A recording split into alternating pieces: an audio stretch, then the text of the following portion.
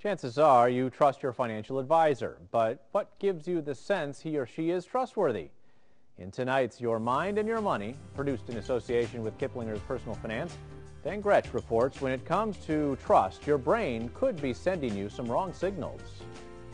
Thousands of New York's best and brightest trusted their money to investment advisor Bernie Madoff. Instead, they lost everything to his Ponzi scheme. I'd like to stone him. It was a similar story for Larry and Leslie Collier of Sarasota, Florida.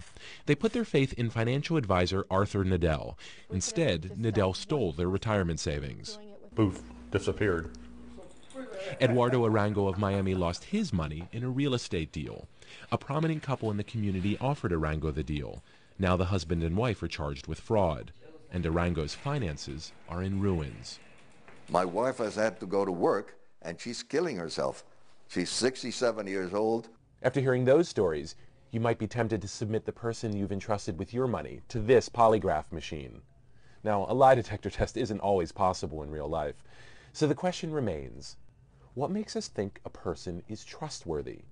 And why is it so easy to come to the wrong conclusion? Researchers have found one reason. We may decide that a person looks honest based on his or her facial characteristics.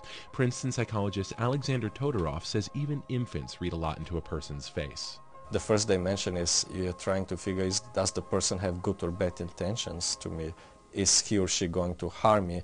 And the second dimension seems to map into is this person capable of harming me? Todorov and his team wanted to test that premise. They developed a computer program that generates different faces. They found some faces were seen as trustworthy, others less so.